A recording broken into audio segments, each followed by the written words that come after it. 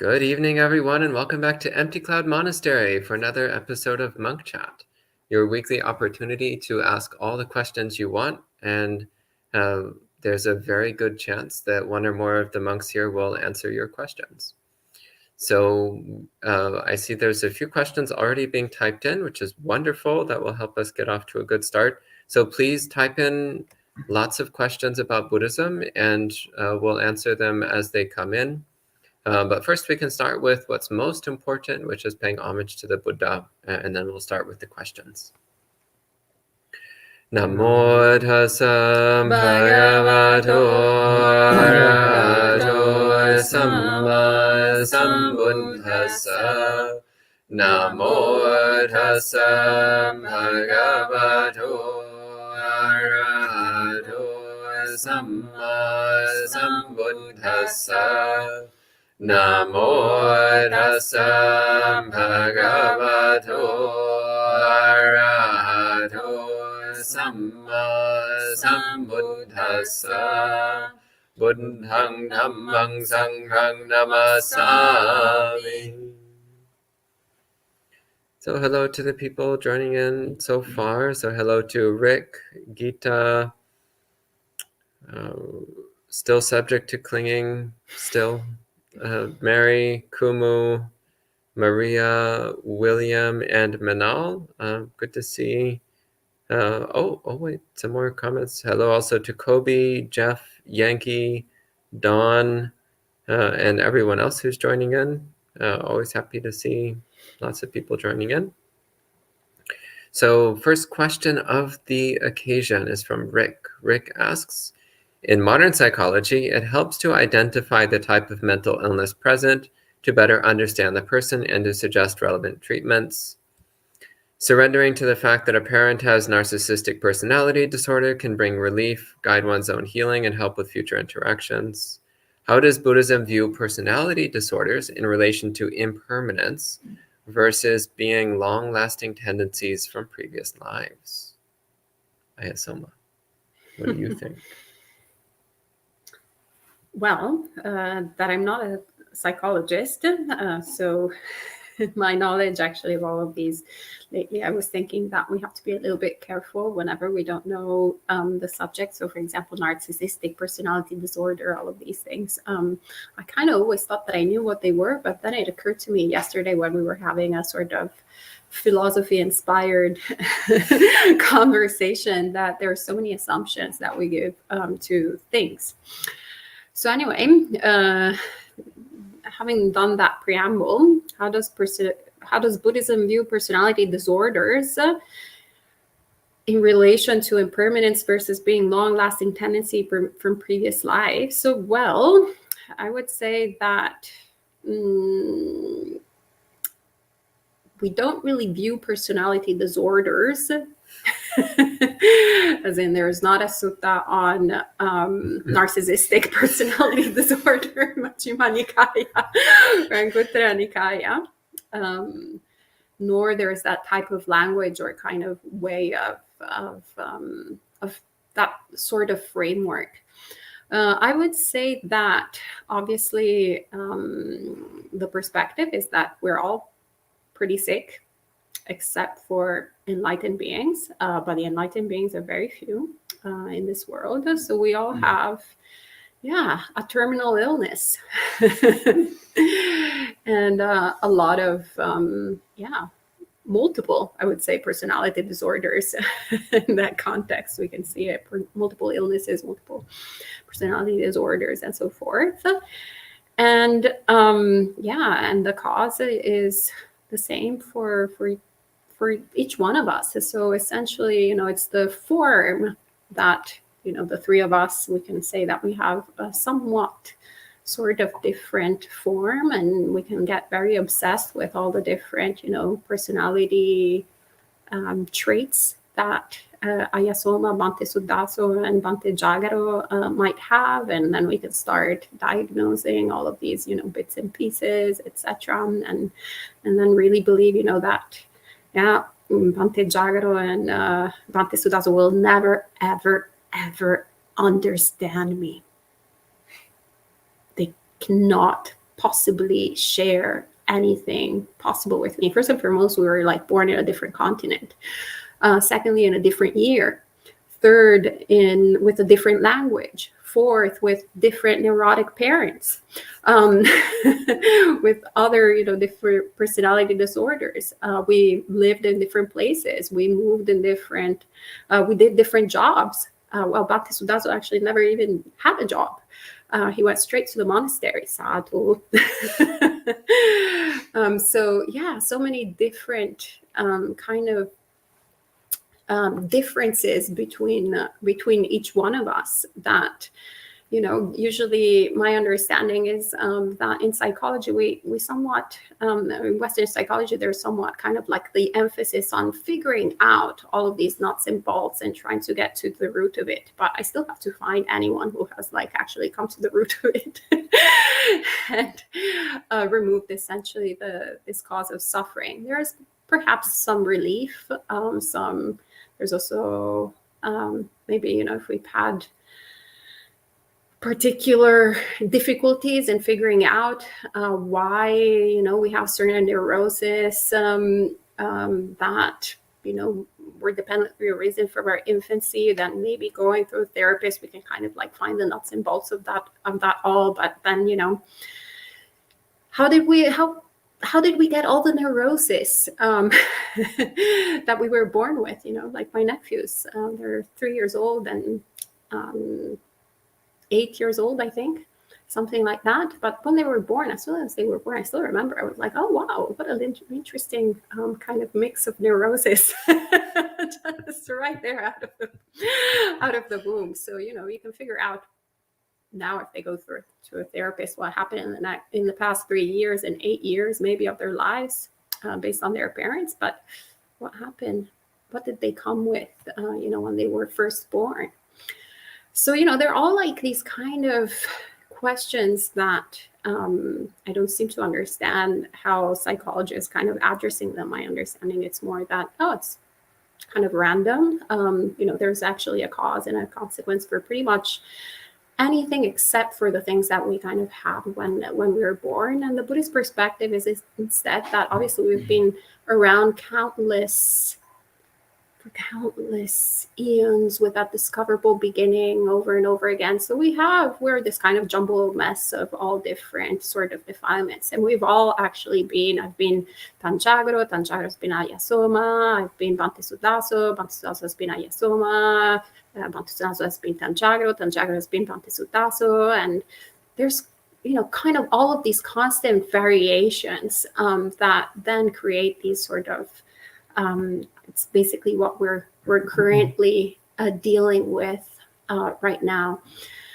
So, yeah, in relation to impermanence being long-lasting tendencies, I feel like when we start kind of having this intuition that, we can't really, once after we've kind of figured out the neuroses of our parents and how they have influenced us, the other neuroses that we have had, we can't really like blame it on anyone really in particular. We can't really pinpoint, unless I guess we believe in God or someone that we can perhaps say, it's our God creator wasn't particularly kind with us and, gifted all of these things to us. Or maybe we can blame it on science, this genetics that has, kind of created this jumbled mess, whatever it is. But yeah, we can't really get to the point of it all. So yeah, who cares? Where are these things coming from? And maybe we can just focus on what is currently present here. What is this suffering? How is it manifesting? How is it tangibly there?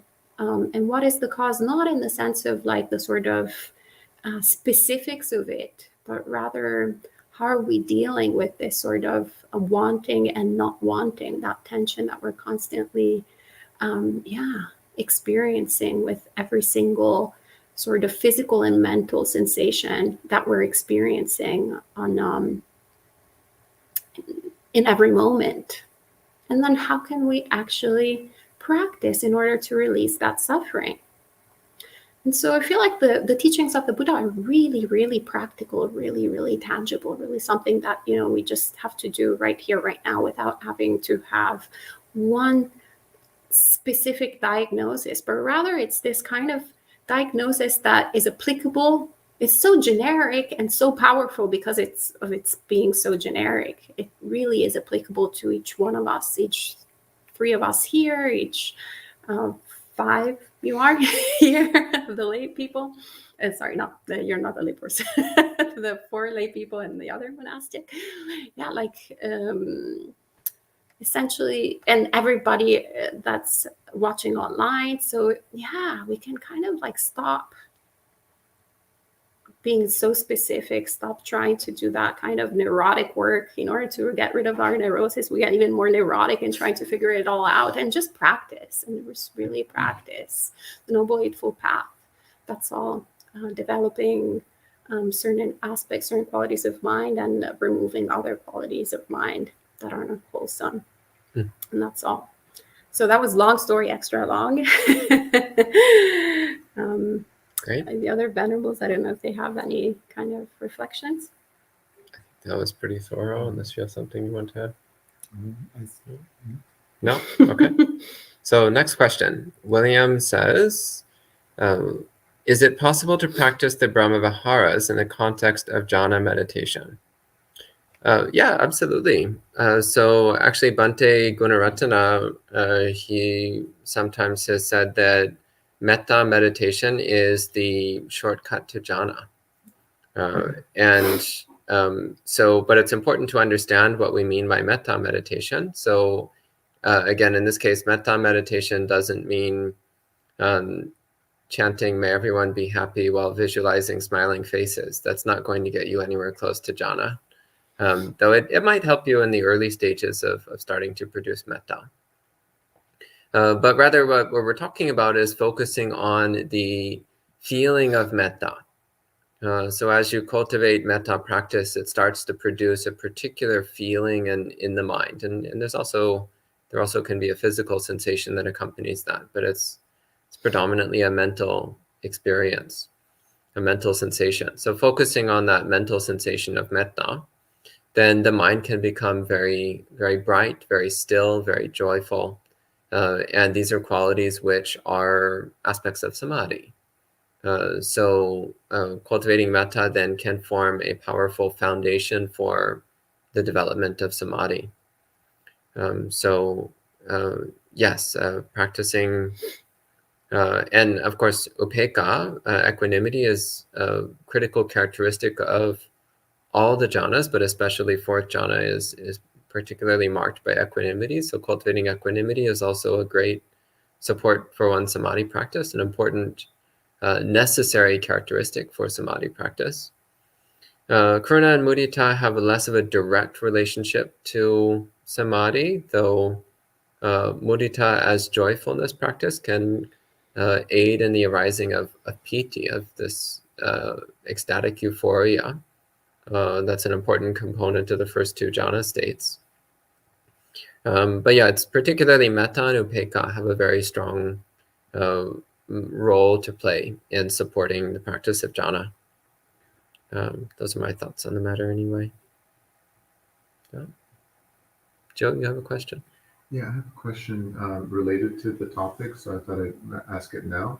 In Anguttara Nikaya 11:16, it talks about monks, when universal love leading to liberation of mind is ardently practiced, developed, unrelentingly resorted to, used as one's vehicle, made the foundation of one's life, fully established, well consolidated and perfected, then these 11 blessings may be expected.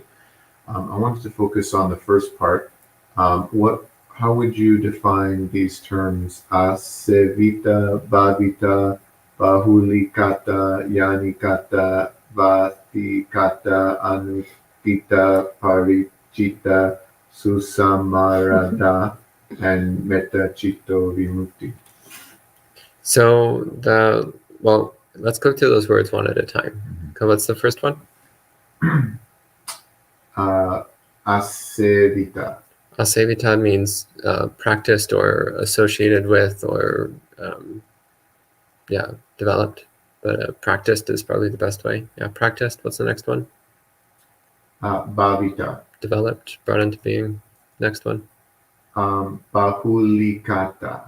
Bahuli means much or a lot, and kata means done. So bahuli kata can, a very literal way would mean having done it a lot, but the meaning is actually closer to having made it abundant. So bahuli meaning like big or vast or a lot. So bahuli kata means making it really big, making it really abundant. Yani kata. So yani means a vehicle, from the verb root ya, which means to move. So yani is how you move. So yani kata means you've made it your movement, your vehicle. You've made it what you're constantly riding in. So you're always riding in the cart of metta. You're always riding the horse of metta. What does vatikata mean? Vatu means the ground or the foundation or the basis. So you've made it your ground, like the ground that you walk on. Like you're always walking in metta. What does anuttita mean? Anuttita? Anuttita, yeah. So that's from the verb titati, which means to stand on or make stable. So anuttita means stabilized, steadied. Like this is what you stand upon. It's your firm standing. And parichita? Paricita. Paricita? Paricita. Paricita. Yeah, C is always pronounced ch. Is that part of a longer phrase? What's the next word? Well consolidated is what it's. I don't see the Pali. Paricita. Yeah, well consolidated. Okay, fine. And what's the next term on the list? Well, how would you define that? As in it's not all over the place. So that can also mean thorough, thoroughly, or completely. So the prefix pari has that sense of thorough and complete. And I would need to check, but I assume that that's from the root, which means to collect. So again, it has the sense of being thorough and complete. So not kind of like, so this whole string here, it's the Buddha is really emphasizing that it's not like sprinkle like a little sprinkle of metta on your big pile of dosa, but like you're trying to really thoroughly transform the mind into this like refulgent fountain of metta. And susamarada is the last word. So samarada, so the prefix su means well or good, and samarada, sang means complete or together, and arada means to initiate or to begin. So susmarada means you've really well and very thoroughly initiated this. So again, it's the sense of like when you give a push to start something, instead of it's kind of like it's like you give it a really solid, like you're really like putting a lot of momentum into something. That's the sense there. Beautiful. Thank you. Yeah. That was fun. I always like talking about Pali words. Okay. And William says, sometimes I'm unsure which type of meditation to practice. Anapanasati, Brahmaviharas, 32 body parts, contemplation, etc. And it continues. How should we structure our daily/weekly practice? Is it better to focus on one type of meditation over a long time, or is it better to be flexible and adapt to the various types? Venerable, you haven't spoken yet. What do you think? The answer is yes. So there are times to focus on one type of meditation, and there are times to be flexible and to use your wisdom and discernment to determine which type of meditation is appropriate. So, excuse me. So probably it sounds like you say you have daily or /weekly practice. So I would say actually even more important than determining what kind of meditation practice is having a regular practice schedule. And what I mean by that is, if possible, trying to find, like for example, like a daily practice. So, making sure that you do it daily, even if it's for a short amount of time. So that I would say is even probably more important than the particular type of meditation that you're doing. If you have, excuse me, Can you go back to he had a list, the previous one, the list of different meditations he was doing. Anapanasati, Brahmavihara, 32 body parts. Yeah, I mean, yeah, these are all great, great meditations. Again, the main thing you want to use is you want to cultivate the path factor of right effort, and that is you want to, as you're, for example, in periods of time when you are using your discernment, you want to be observing how is your mind doing? Is your wholesome qualities increasing, or unwholesome qualities decreasing? And you want to basically see this over long periods of time. You're not going to be able to necessarily tell from just one sitting, but just after day after day after day, you basically are wanting to see a general progression. And if you're not seeing a general progression, then that might be a time to make some adjustments, or to ask questions, like on a place like Monk Chat. It's also good, to do to do one type of meditation. That's especially like if you get a chance to, like you said, weekly. So like maybe, let's say once a week you have time for a longer period, let's say a couple hours or even longer, then that might be a time that you want to, I want to really practice this one type of meditation, and you really spend some time with that. So, yeah. And Rick asks, is it common to experience a lasting afterglow following deeper samadhi? Yeah, that's quite common. And it can last anywhere from a few minutes to a few hours to even a few days. So yeah, it's quite common. But don't be disturbed if it doesn't happen, and don't be obsessed if it does happen. This is just something that can happen but won't always happen. So don't make a big deal about it either way. Just keep practicing samadhi.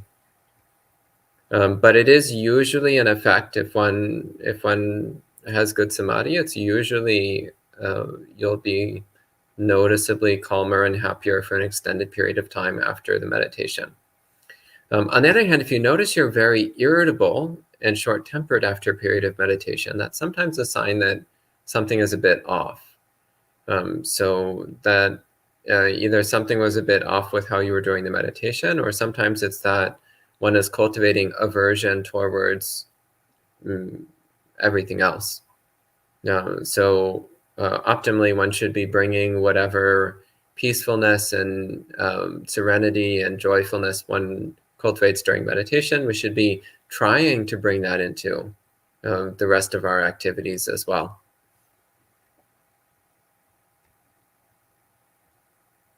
Yeah, go ahead.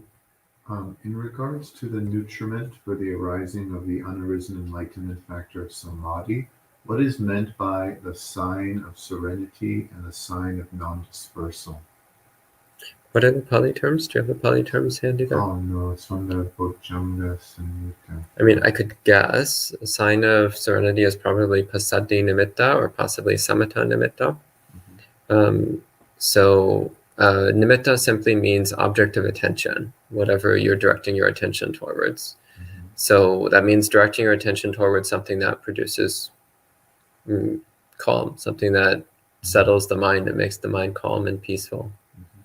And non-dispersal, similarly, is directing the mind towards something that lets the mind collect together, so that it's not bouncing all over the place. Like I was talking earlier about bringing the mind to stillness within the body, like choosing a point to center the mind. So that would be the sign of non-dispersal. So for example, if you're focusing on your hands, well, then your hands is your sign of non-dispersal, the nimitta of non-dispersal, because that's where you're focusing in order to keep your mind from scattering all over the place. So that's your nimitta, your non-dispersal nimitta. Make sense? Yeah, and the sign of serenity would be the sukha, or any pleasant feelings in the head? Whatever produces calmness and serenity. So as Venerable was saying a moment ago, the important thing is the effects on the mind. So in focusing on the body, focusing on the apparent stillness and solidity of the body will help to bring a sense of calm to the mind. Of course, intellectually, we know that the body is not really solid and not really still. And when practicing anicca sanya meditation, that becomes inescapably obvious. But when practicing samadhi, it can actually be useful to perceive the body as a still and solid object, because that's a perception that supports the growth of samadhi. Okay? And we have a question from Ayasoma. William says, is there a way to correlate the remaining 3 khandhas, sanya, sankara, vijnana, with the remaining 2 foundations of mindfulness, presumably chittanupassana and dhammanupassana? There was maybe, it says 2/2. Oh, I missed the first half, excuse me. So he says, the first 2 foundations of mindfulness seem to correspond to the first 2 khandhas, body and feeling. Is there a way to correlate the remaining 3 khandhas with the remaining 2 foundations of mindfulness? Ayasoma? Feels like I feel like in school, like a Buddhist test. But actually, Dhammanupassana, the 4th foundation of mindfulness, is actually all the 5 aggregates. It's a meditation in and of itself that is included in Dhammanupassana. So I wouldn't get too intellectual in trying to subdivide all of these. I mean, there's a lot of overlap, obviously, but actually, and I think we were talking about it the other day, actually, with Venerable Bhikkhu Bodhi, the other week rather than the other day, of essentially contemplating the body as in the first, as with the instructions of the first Satipatthana versus contemplating or looking at the aggregates in the context of the rupa, in the context of the 5 aggregates in Dhammanupassana. And so essentially there is a bit of a slight difference. So we don't want to get too much into subdividing these different things. Actually, maybe Bhante, you can explain in plain English how to, like the difference that also Bhante Bodhi was explaining to us. Yeah, well, I actually asked Bhante Bodhi a similar question about what's the difference between rupa as kayanupassana and rupa as part of the 5 khandhas meditation in Dhammanupassana. And his answer was basically that in Dhammanupassana, we're focusing on the mental experience of the body, as opposed to in kayanupassana, we're focusing on the direct experience of the physical body, the direct physical experience of the body. Which is when one is newer to meditation practice, it's a relatively subtle or seemingly insignificant distinction. But as one becomes more refined in paying attention to body and mind, then you can piece apart this little difference here. But I would say that I would recommend a little bit of caution in trying to force the different frameworks that the Buddha taught to meld neatly with each other, because they're not necessarily designed in that way. Rather, the way I see it is that the Buddha gave several different self-complete frameworks for dividing and analyzing our experience. And those frameworks work perfectly within their own context, but they don't necessarily line up perfectly with each other all the time. So some line up relatively well. So for example, the 6 senses and the 5 khandhas line up relatively well, but even then not perfectly. Because the senses naturally, you could say the first 5 senses are body, and then vijnana is the mind, but then actually sensations also naturally produce vedana, and sanya is connected to sensation. And so then it gets, again, it's kind of like very blurry and messy. Like, so it's much easier just to think that the 5 khandhas is one thing, the 6 senses is another thing, the 4 satipatthana are another thing, and each one of these frameworks can be used as a powerful tool for investigating the mind, for practicing meditation, but that they don't necessarily interlock into some neat little Venn diagram or something. But each one by itself is a powerful tool, a useful tool. But I in actual meditation practice, you usually will just pick up one of these frameworks and work with that one framework. You're not going to try to blend together multiple frameworks at the same time, or else you're just going to get confused. Anyway, those are my thoughts. Do you have anything on this? Sadhu, yeah, keep it simple. Sadhu, sadhu, sadhu. The words of Zen Master Jagaro. But actually, this is a really, really good point. Yeah. The more complicated you make your practice, the less effective it's going to be. Yeah, it becomes the 4 foundations of dukkha. Like The 4 foundations of delusion. So, monastic humor. So notice the only people in the room laughing are the monks. Yeah. Well, I mean, I'm also laughing because I've done this. You know, you try to be clever. And like, oh, right, all right, and you're like mindfulness and kara.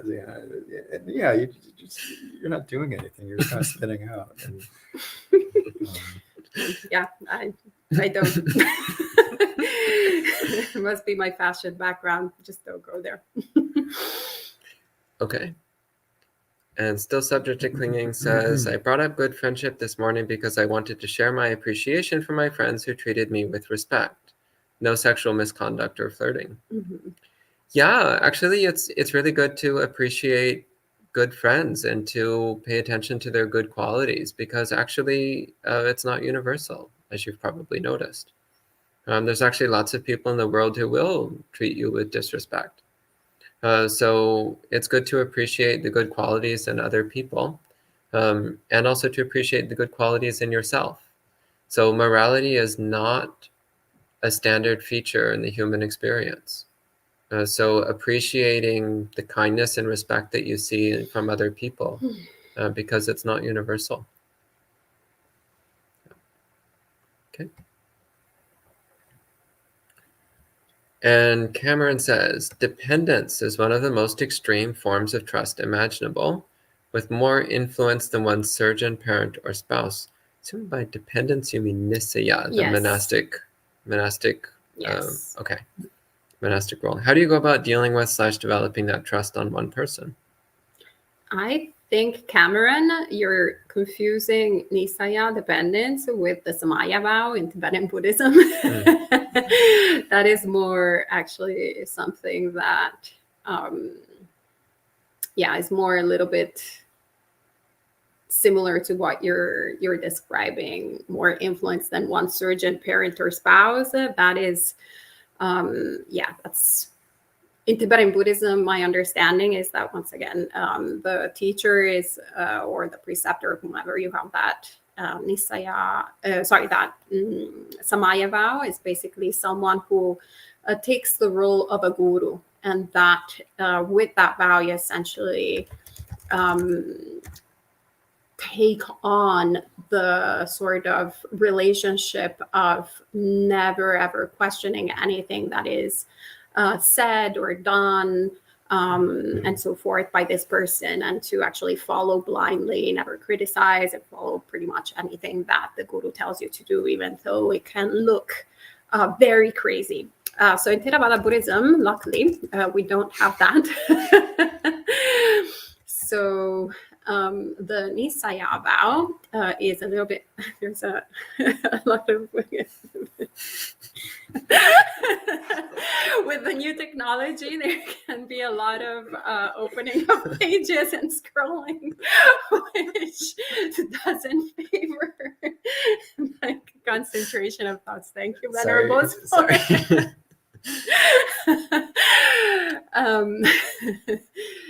So Nisaya vow dependence is simply, it's very interesting because it's actually a relationship that goes both ways. So our preceptor or our teacher takes on basically literally the burden. Basically, the wording is that, and from now on, you'll be my burden. I will be your burden. So we literally create relationships of being each other's burden.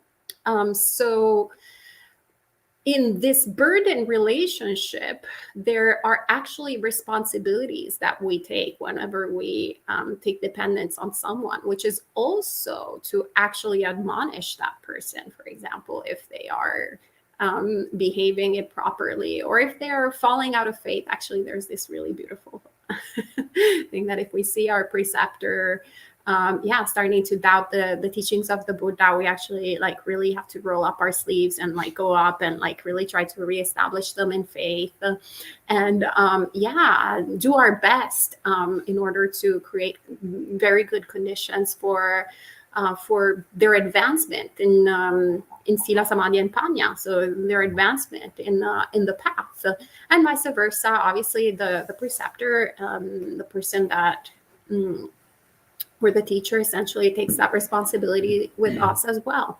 And so there's lots of different duties, obviously, that we take on as students or as people involved in this relationship. And a lot of them are to take care of someone. So in all their different needs, to make it easier for them to also have time to teach us, to take care of us, to do lots of different things that create the conditions for us to grow in Dhamma and Vinaya. So those are not to be taken as, okay, there's sort of like a kind of dependence in terms of like royalty and sort of common folk. I don't know how you say the terms in English, but rather it's a beautiful, we may call it even also hierarchy, but it's a beautiful hierarchy that it's developed in order for us to become more thoughtful, for us to become more gentle, more kind, more caring, more humble. So all of these wholesome qualities of mind that are very supportive for the holy life, and that then enable us to teach when it's our turn to teach also people who are younger than us, to then be in the role of the people who take, other burdens in the future.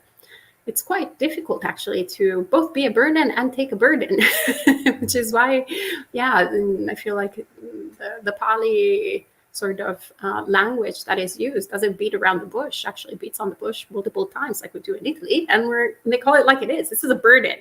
We're going to take it seriously. But it's actually, it's a beautiful hierarchy, and it's a beautiful relationship, and it's definitely not sort of kind of crazy paradigm where you just have to blindly have faith that someone is going to make the right decisions for you. So I wouldn't say that it's the most extreme form of trust imaginable. I think actually we have a lot more extreme forms of trust imaginable in lay life than this one in monasticism. Yeah, I mean, it definitely, you mentioned surgeon. I mean, we actually place tremendous trust. So just imagine this, you're going in a room with a person and you're giving them permission to make you unconscious and stick sharp objects in your body.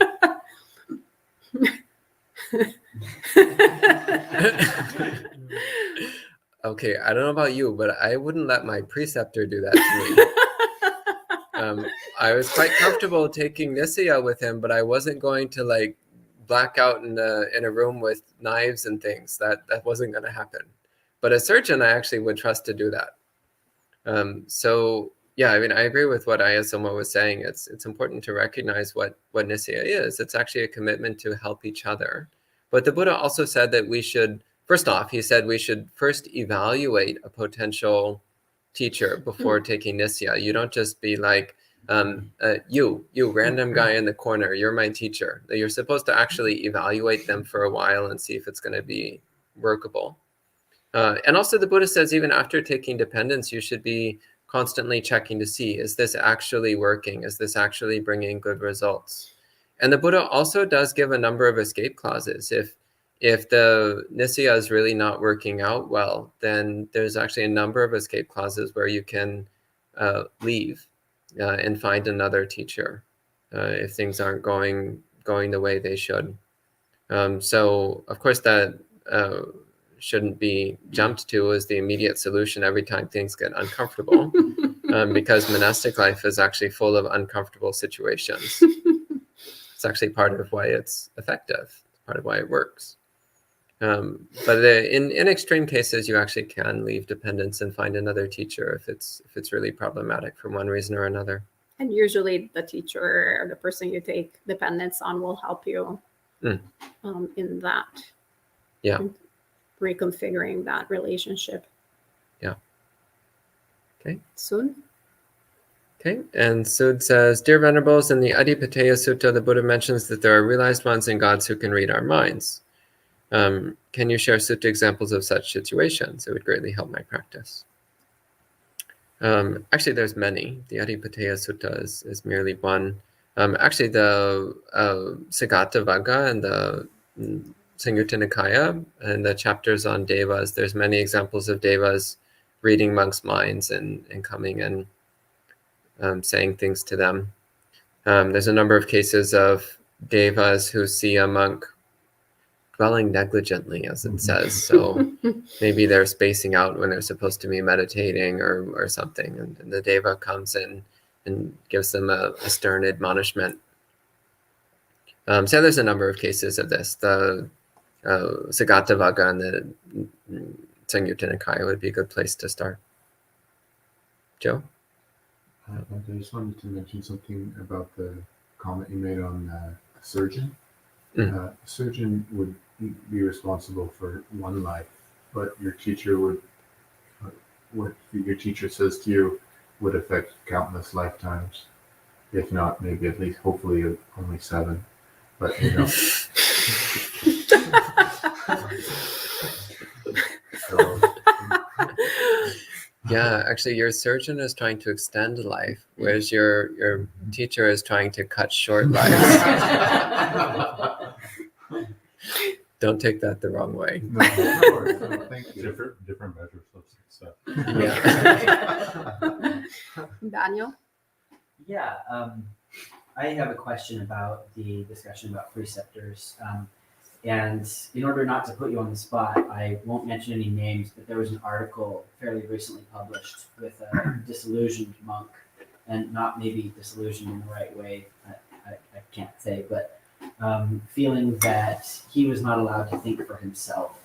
And I'm wondering, so that my relationship with my teachers does not lead me to that point, how I can navigate the waters of thinking for myself and recognizing when maybe my teacher is telling me to think in a way that's not beneficial to me, and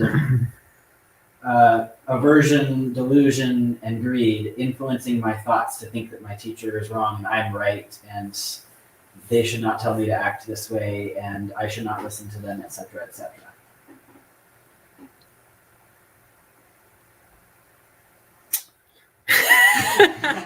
That's a good question.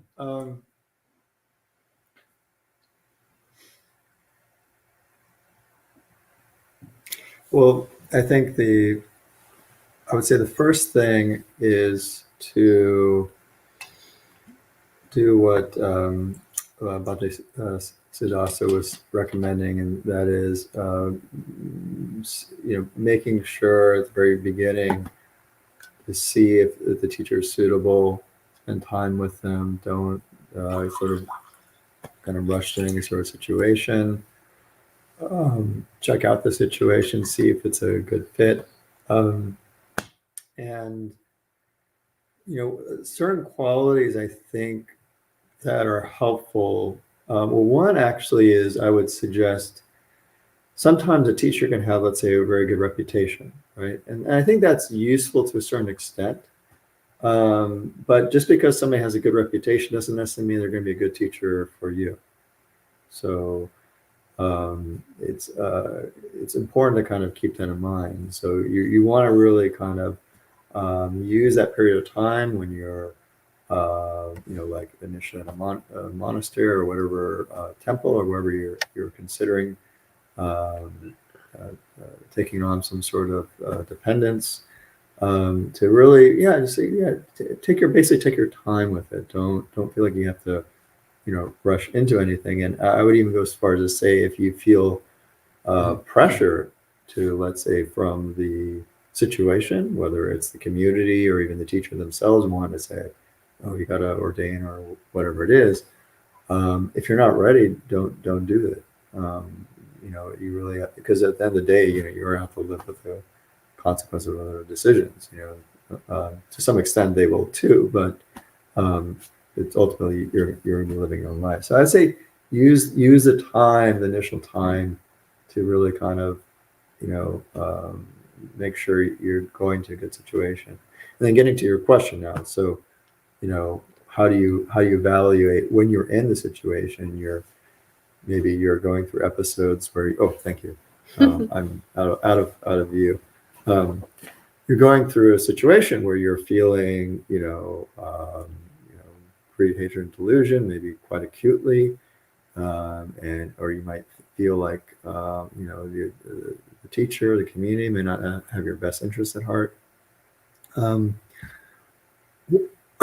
thing that I would probably, obviously you want to give it some time, right? You don't want to I can feel it for a week or a month even.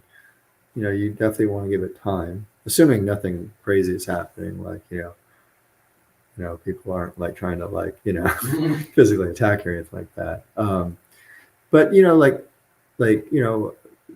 just give it time. And if for whatever a long period of time things are you still, there's something inside you, still feel like something's not right here, see if you can request to take some time away and maybe join another community and maybe do some sort of retreat apart from that sort of situation to give yourself some time, clarity.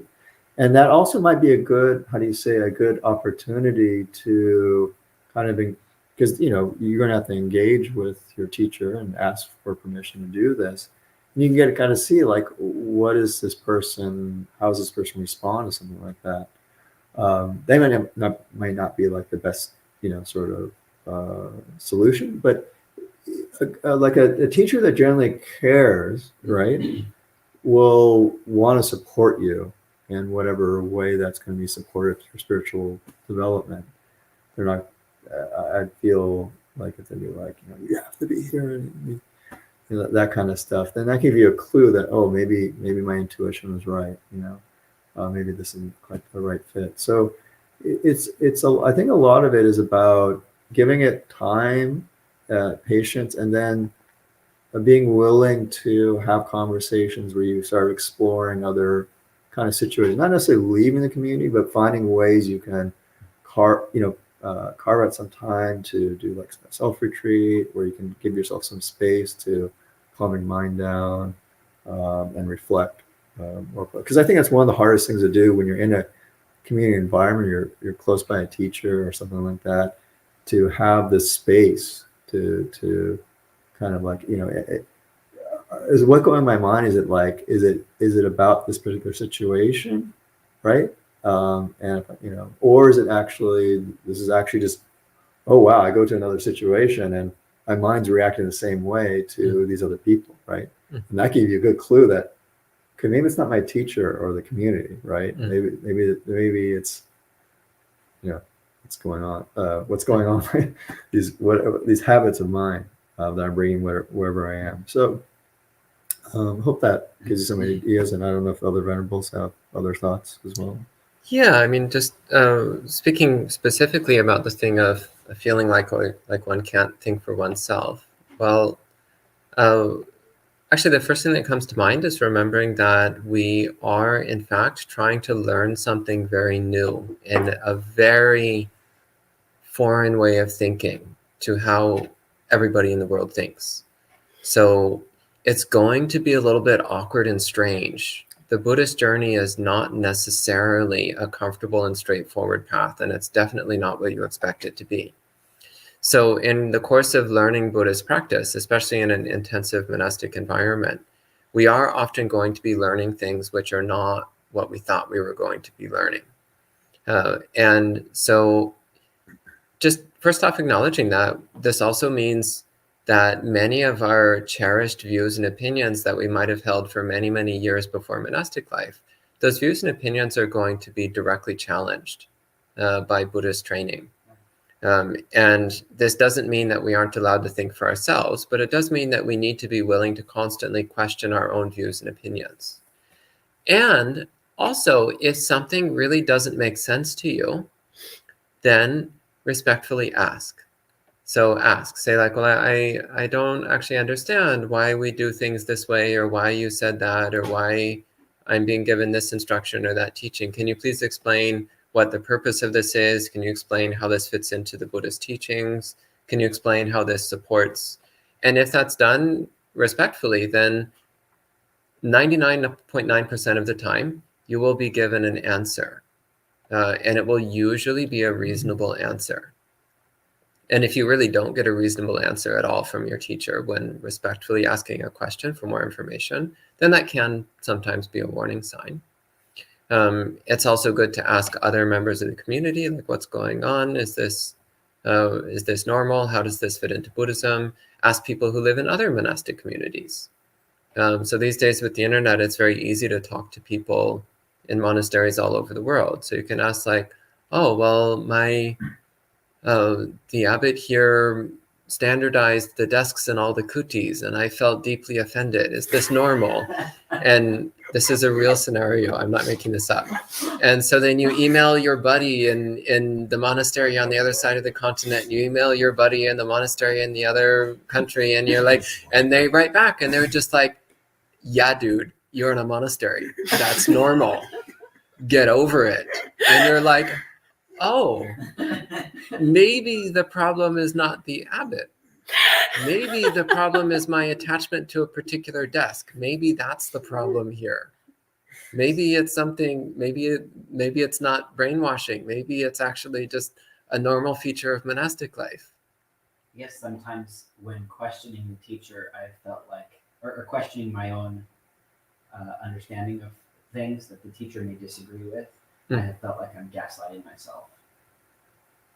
Can you define what you mean by gaslighting? Gaslighting is a phrase used to describe, usually I think the most easily describes like in an abusive relationship when the abuser tells the victim, oh, you're just imagining things.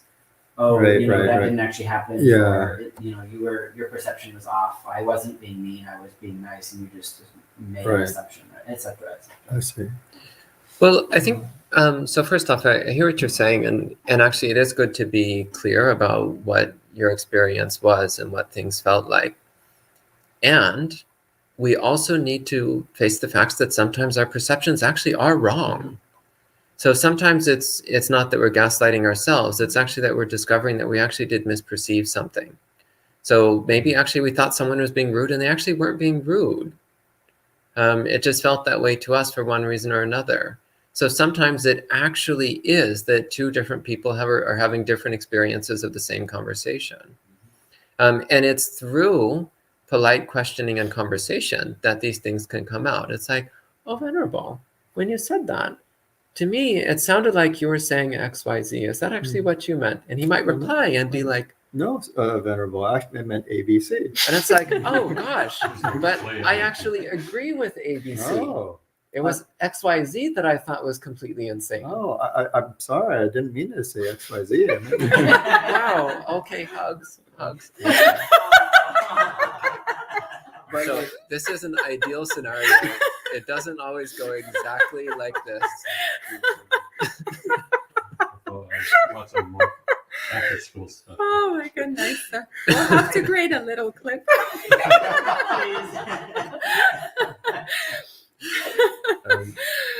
Oh. Anyway, I would just wow.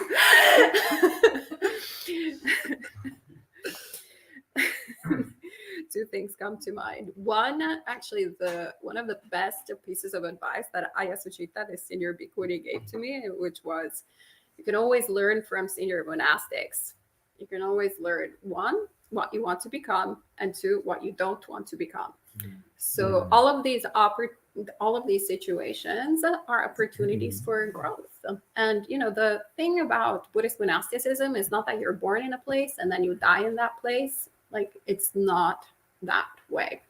But rather also the dependence is something, it's a commitment. Like, we take the burden of each other for a period of time. I mean, also kind of long term, but it doesn't mean that if there is a sort of a situation where you don't feel comfortable in that community, that is it, that you'll have to die in that community, so to speak, or you disrobe. But rather, I feel it's actually taking a reasonable commitment of actually undergoing the training in particular circumstances, and then once it's reputed to that the dependence is over, one can actually start making more decisions, shaping more essentially their monastic life moving forward. So it's this.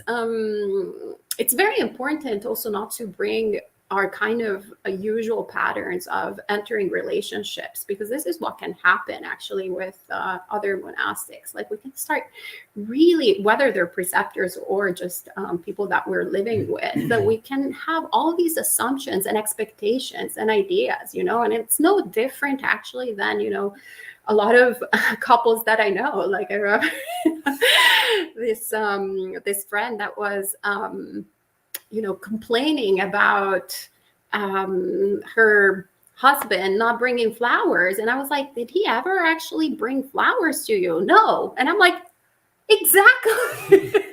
So why are you expecting that, someone who's never brought you flowers, not even at the first date, will then bring you flowers after you get married? It's completely nonsensical. So this is what I notice a lot of times, like, they're not listening to me. They never listen to you even before you got ordained. So we have to be, keeping it real, like really understanding what is the sort of dynamic that is currently present between me and this person, and not expect that all of a sudden, it's going to change in the way that these people are going to be here and, just like responding to all my needy, like, I want to be special, I want to be heard, I want to be centered, I want to, like, whatever, all of this terminology that is so present these days, I'm going to center myself. This is my truth. Well, no, we're not. This is not about my truth, your truth. This is about, like, truth, full stop. And it is about developing right view, not my view and his view. So yeah, we need to essentially, if we decide this is a voluntary relationship, and nobody like forcing us to become monastics.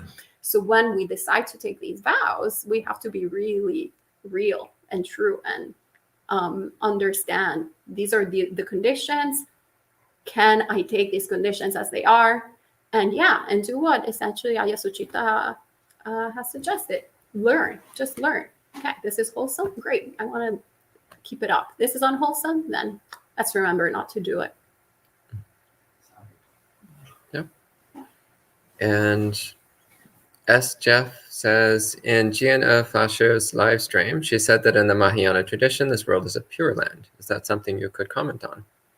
Actually, as I recall, she actually gave a very brief explanation of that, which was that in the eyes of a fully awakened being, there's nothing wrong here. Everything is exactly the way it's supposed to be.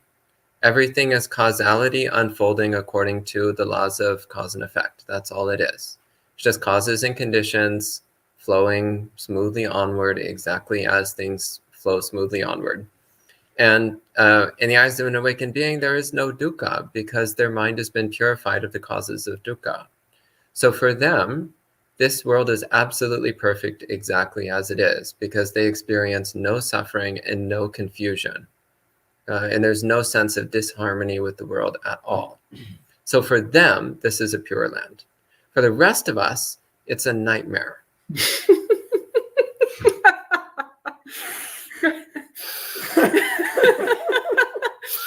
I really appreciate Bhante saying that and then Aya's reaction to that. That was great. Okay. That's it. Okay. we Vivek's- have two questions. I think Joe is first, and then Oh. Ethan, yeah. Well, so Well, we have a million questions Oh, online. but so I maybe think let's we go did- Ethan, and then Joe tomorrow, because you've yeah, we have too many questions. a huge backlog online. Go ahead online. Okay. Yeah, because- And Vivek asks, while I feel a strong bottom, oh wait, I skipped something. There we go. Vivek says, can you detail how to practice metta meditation, especially in an effort to reach a state of jhana? While I feel a strong bodily sensation when I practice metta and generally feel mentally happier, I'm not certain how to focus on that mental sensation as mentioned in a previous answer. Monte Sudasa, I think that's your calling. Actually, if you get a strong body sensation, which is connected with metta, it's actually fine to focus on that body sensation. That's actually a perfectly valid way of practicing, which can, especially if you're trying to develop deep samadhi in the direction of jhana, then actually focusing on the body sensation produced by metta meditation could be actually a very direct way of doing that. But when I talk about the mental sensation of metta, so I'm talking about the emotion of benevolence. So there's a particular mind state of benevolence, and it feels very different from the mind state of hatred, from the mind state of greed, from the mind state of contentment even, from the mind state of anything else. So there's hundreds of distinct emotional states that the mind can be in. One of them is the benevolent state of mind that we call metta. So as you cultivate metta meditation, you'll start to discover what that feels like. And you'll also discover how to pay attention to it, because it's in the domain of the mind, once again. It's not in the domain of the body, it's in the domain of the mind.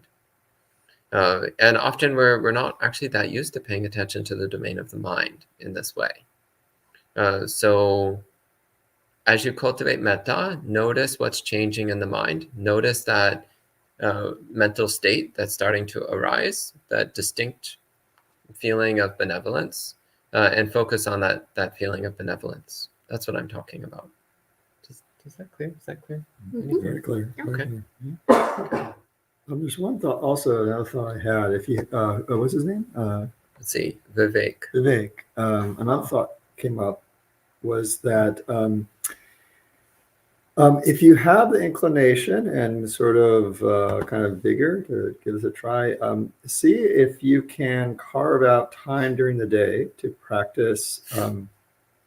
Oh gosh, I want to know which if it's Chittanupassati or Dhammanupassati. But basically, what you want to do is you want to be mindful of the arising of, let's say, ill will or hatred, and the cessation of ill will or hatred in the mind, and the arising of metta in the mind, and the cessation of metta in the mind. And it basically just want to be kind of very present as that's basically arising, persisting around time, and ceasing.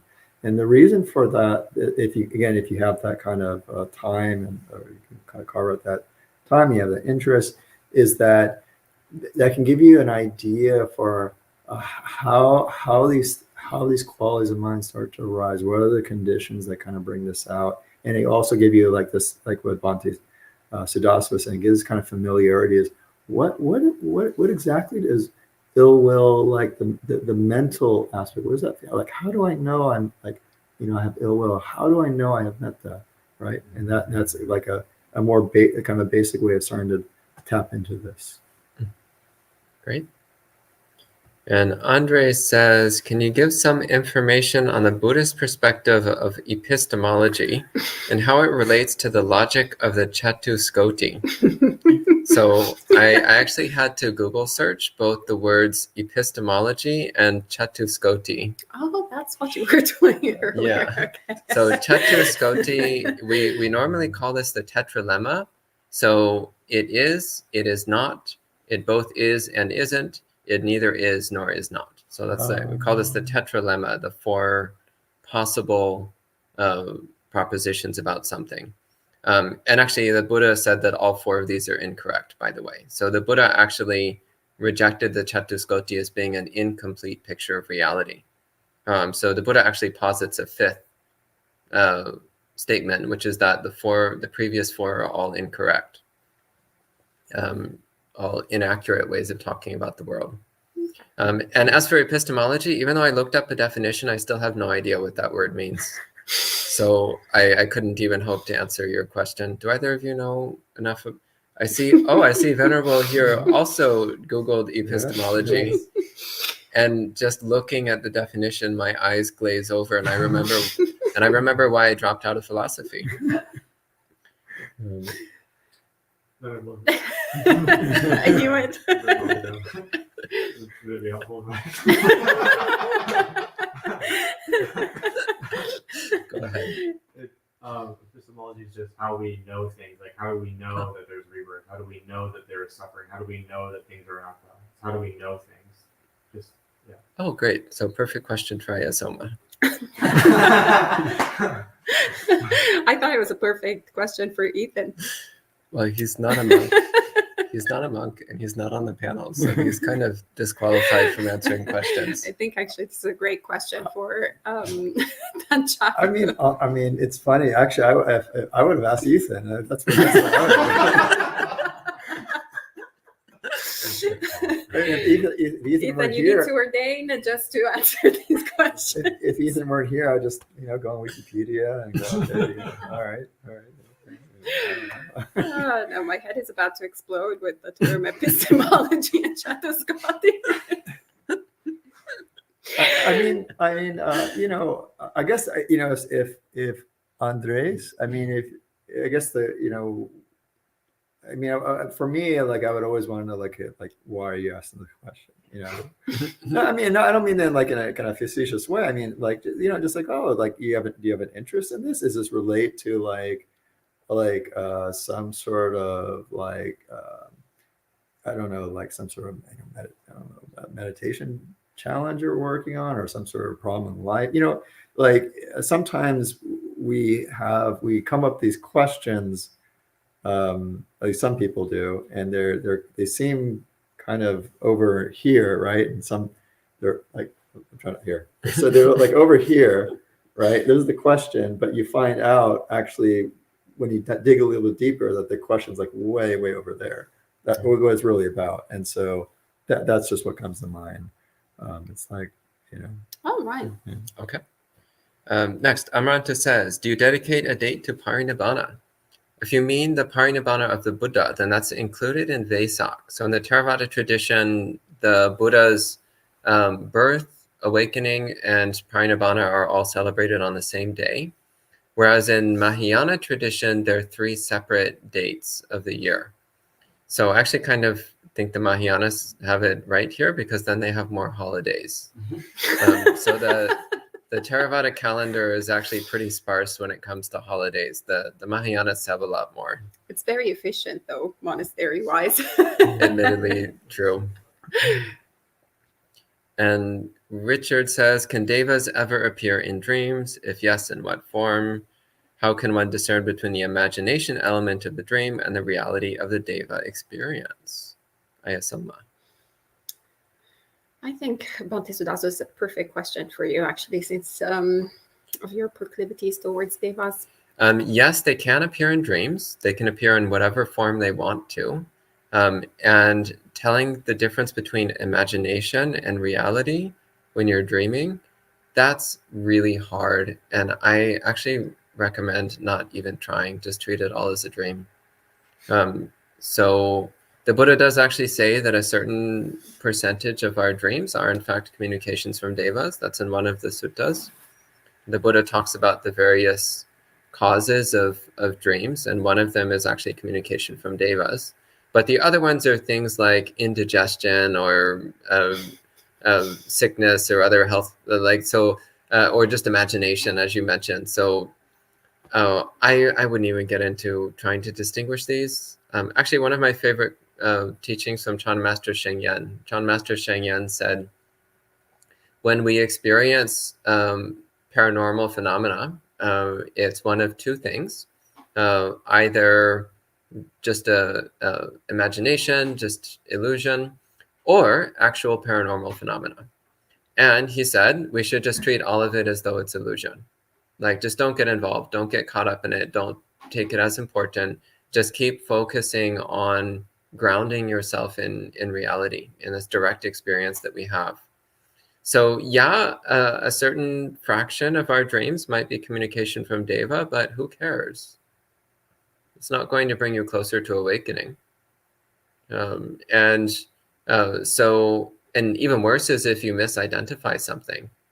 So you have an imaginary dream where it's telling you, say, a Deva appears to you in your dream and tells you that the Pali Canon is actually fake and Buddhism is wrong and killing people is actually the path to enlightenment. And you're like, thank you, Deva, thank you. Well, and then turns out that was just your imagination producing a wacky dream. So I think there's actually far more danger in misperceiving a dream as being important than it is in disregarding a dream that actually was a communication from a Deva. So I would just lean towards disregarding dreams altogether. And we're a little short on time, so we'll see if we have time to get through all these questions. Jazzled says, when we disagree, my friend's disdain comes out. How do I not take it personally? My friend's disdain? I guess that means like kind of like negative emotions. Was that much of a disdain? I guess like arrogant disregard for another person. Contempt, yeah. Contempt? Yeah, a sense of superiority. Oh, okay. How do I not take it personally? Oh, hello, Venerable Nisabo. Good to see you. Good friend. Yeah. Ajahn Nisabo joining in. Welcome. So hello, Ajahn. Yeah. There's some waving too. So when you disagree, your friend shows you disdain, and how you take that person is like, so it's like, well, I guess on just really basic level, it's like, yeah, that hurts. And so if they're your friend, why don't you say, hey, that hurts.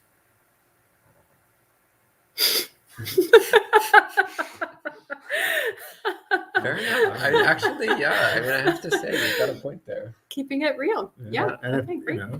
I think part of it too is that a lot of times, it's not like maybe like a really good friendship, maybe, or maybe it's not really a friendship, or it's something else, and then you have to be a little more, how do you say, savvy in those situations. The person may not be able to hear it, but yeah, it's I think.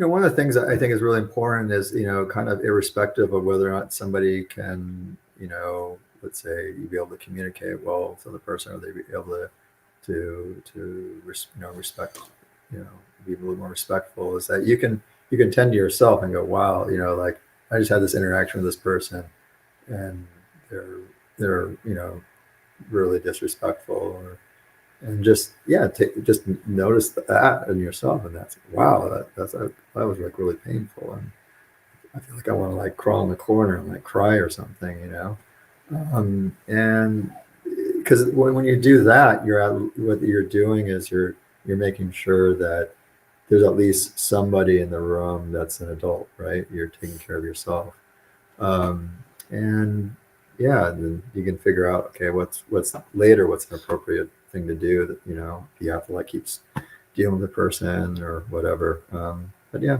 I don't know. Other venerables have any thoughts about this? I think that's good. Okay. And Rick says, frequently have a difficult time feeling safe when unhealed trauma has been triggered. Does the Buddha offer guidance on healing trauma or the cultivation of feeling safe? Ayasoma? I'm getting all of these questions today. Well, first and foremost, I'm sorry to hear that you're having a difficult time. That's essentially the human experience, that especially actually when we do this work of really going and seeing suffering, seeing dukkha. There's a lot of stuff that actually we just don't want to see, that we spend so much time trying to cover up, and a lot of actually of the practice of meditation is essentially uncovering it up and discovering really not too pleasant things about ourselves, not too we sometimes can have a bit of even an idealized version of ourselves, especially for Buddhist practitioners, we tend to, already think of ourselves kind of like we're already like fully awakened beings. But then the reality is actually not that. In reality, we can see that we have lots of great hatred and delusion. In reality, we might even be in a monastery with really decent people, really nice people, and get really annoyed by people, really get triggered by people, really get bored by people, really get hostile towards people, especially if we're sitting in meditation in a quiet room, and then we hear someone with heavy breathing and we want to actually start stabbing them because they're disturbing our meditation. Right?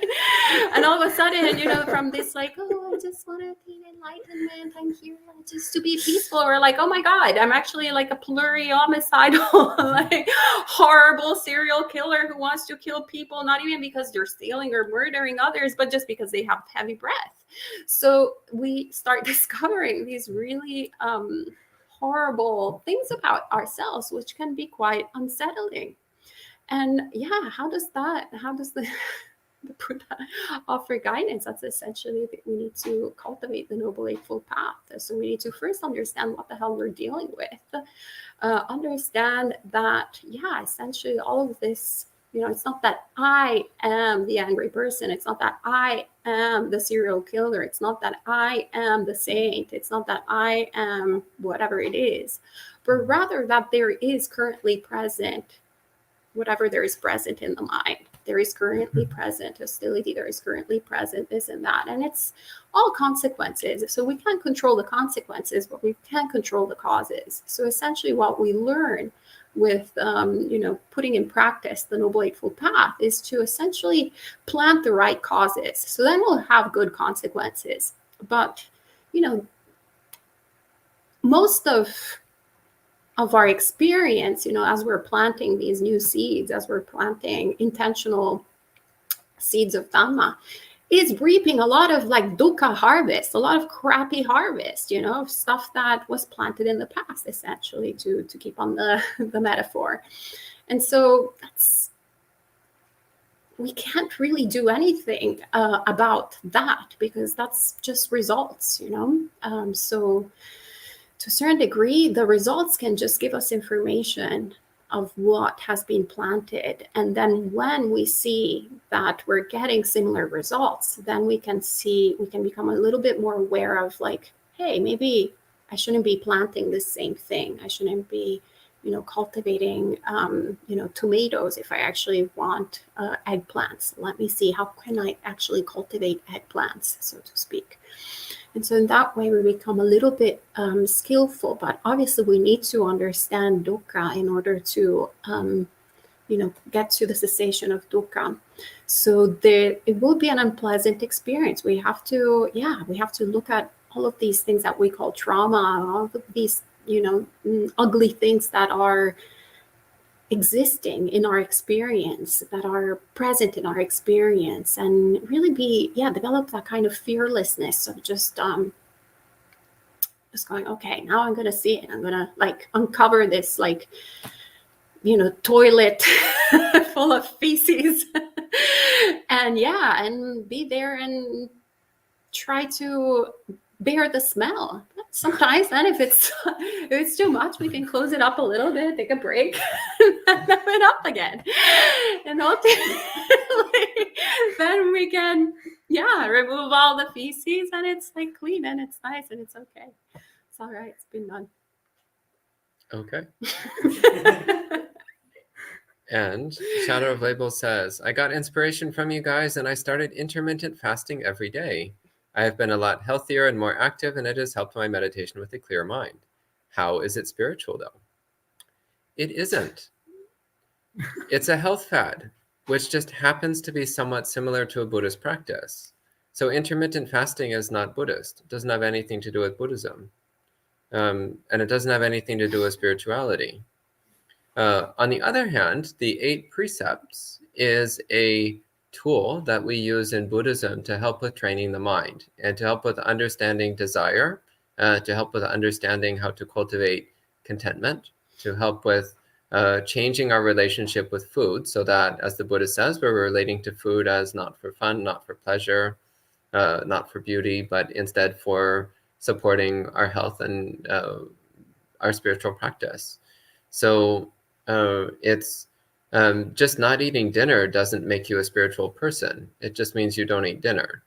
But if one is taking on the 8 precepts as a set of training tools for understanding one's defilements and restraining one's defilements, then it's a spiritual practice.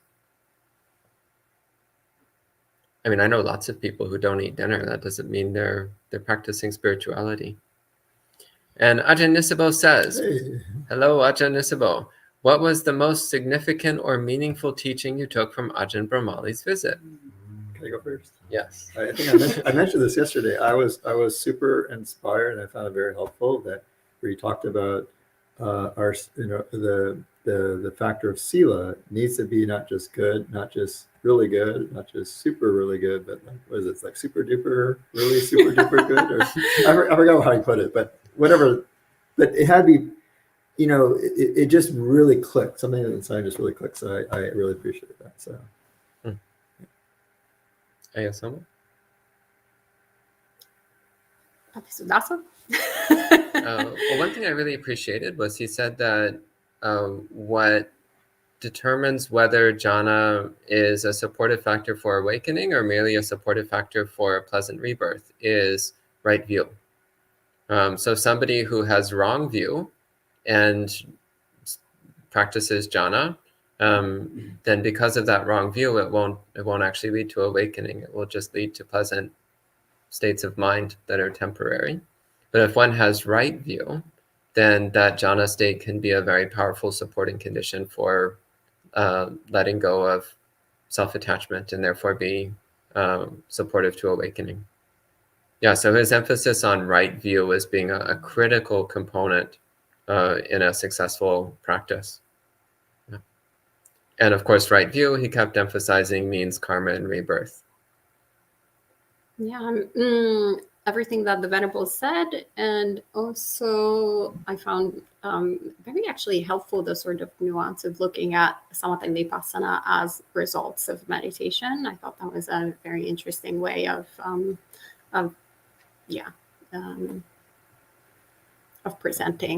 presenting that. And Richard says, what would be the right conditions to cultivate a cohesive relationship between contemplation and meditation for the consistent nourishment of a steady mind?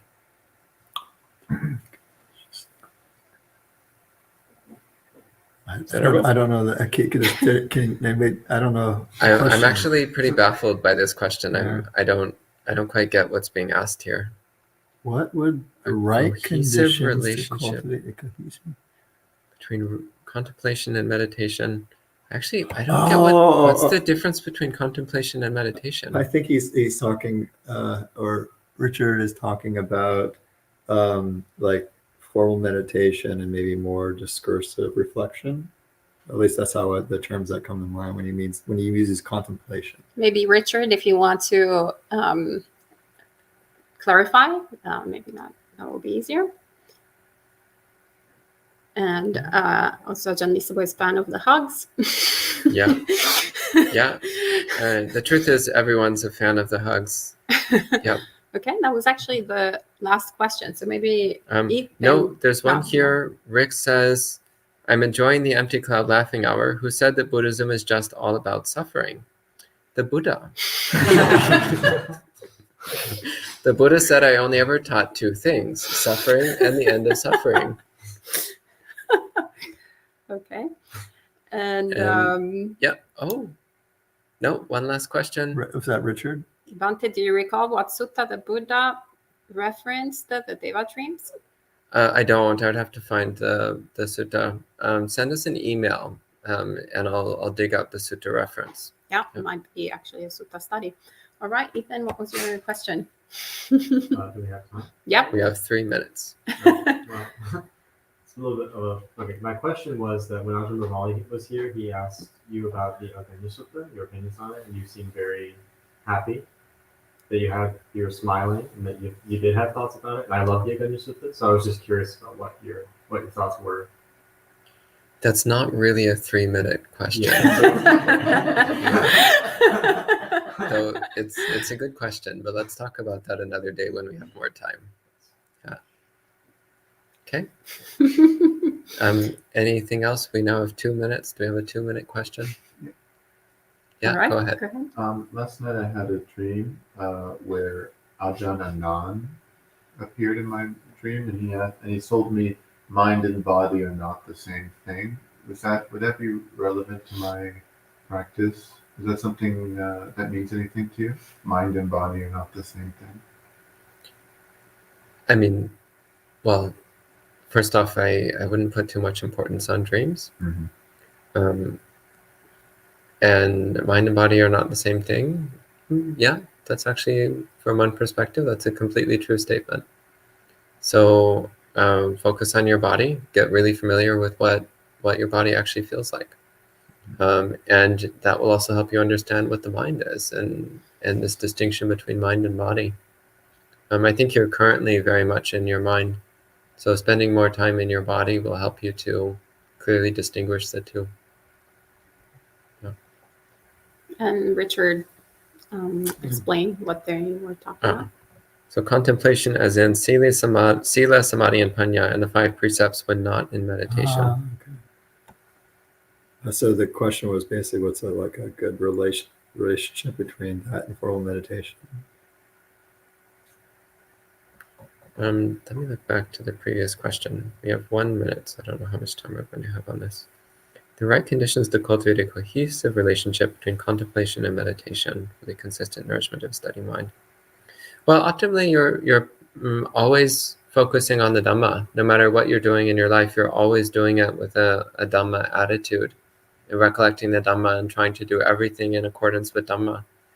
And of course, it's important to do formal meditation, anywhere from a few minutes to a few hours a day. And it is that constantly directing the mind towards the Dhamma the rest of the time that then supports good meditation practice.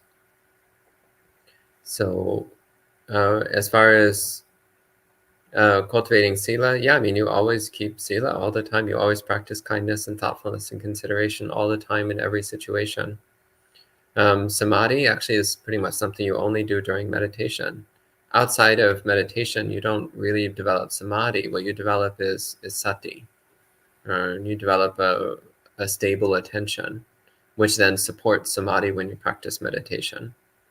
Panya, you cultivate panya through reading the suttas, through listening to Dhamma talks, through contemplating, thinking about the meaning of the suttas that you've read, discussing them with other people, and trying to see them in your actual experience. So that, again, you can do, most of that is done outside of meditation. Only some of that is done during meditation. Yep. Okay. And that's the end of the questions. So thank you all for another delightful and wonderful monk chat. And we'll end with 3 sadhus. Sadhu, sadhu, sadhu. And we'll see you next time.